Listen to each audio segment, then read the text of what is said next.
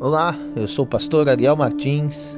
Receba a graça e a paz do Senhor Jesus aonde você estiver. E eu vim falar sobre o arrebatamento da igreja. É um evento marcante, na qual a igreja de Jesus Cristo aguarda ansiosamente.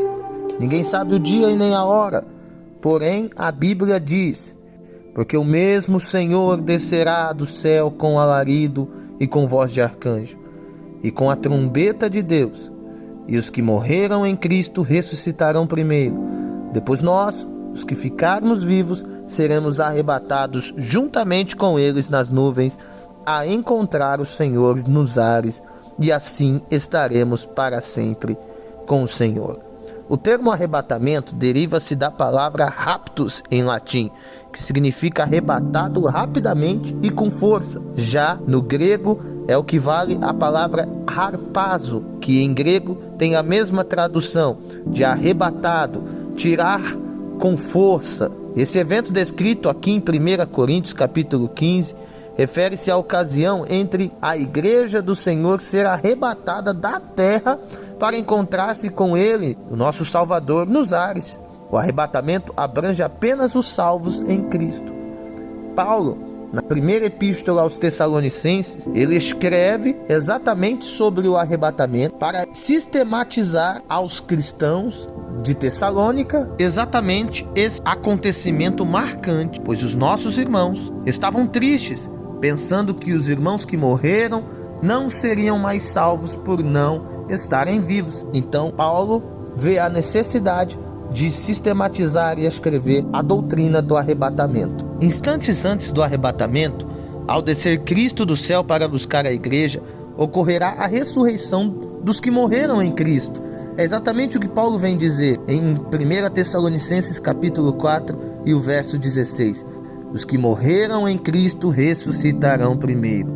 E vale ressaltar aqui que não é a mesma ressurreição referida lá em Apocalipse capítulo 20, no verso 4. A ressurreição de Apocalipse capítulo 20 trata-se da ressurreição para a condenação, o juízo final para aqueles que não acharam os seus nomes escritos no livro da vida. Ao mesmo tempo em que eles ressuscitarão, os que estiverem vivos, os cristãos vivos, a igreja militante será transformada, será arrebatada, os seus corpos serão revestidos da imortalidade. A Bíblia diz pelo apóstolo Paulo em 1 Coríntios capítulo 15 e o verso 51 e 52.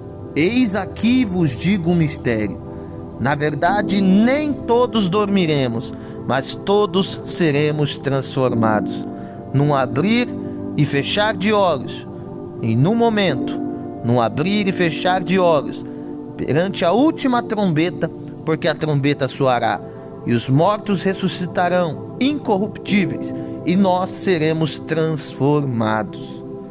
Ou seja, o arrebatamento será um evento tão rápido, que será mais rápido do que um abrir e fechar de olhos. E tanto os crentes ressurretos, como os que acabaram de ser transformados, serão arrebatados juntamente para encontrar-se com Cristo nos ares, ou seja, na atmosfera entre a terra e o céu. Estarão literalmente unidos com Cristo, levados à casa do Pai, no céu. Os remidos, de fato, estarão agora no aprisco do sumo pastor, que é Jesus Cristo, e estarão livres de todas as aflições, de toda a perseguição, de toda a opressão, de todo o domínio do pecado e da morte. Não existirá mais.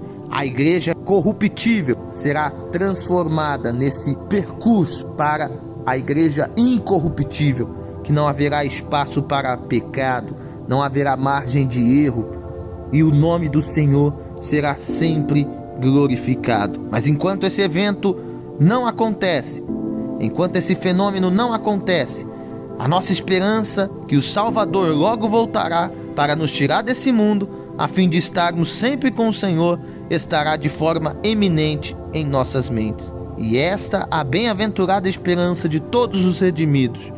é a fonte principal de consolo para os crentes que estão sofrendo nesse exato momento.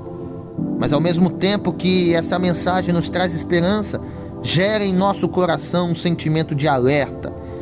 Quem está na igreja, mas não abandona o pecado, não abandona as maldades, não abandona o mundanismo, sendo assim infiel a Cristo, será deixado aqui no arrebatamento. Os tais ficarão nesse mundo, vendo a igreja subir, e se sujeitarão ao governo do anticristo, sujeitos até mesmo à ira de Deus.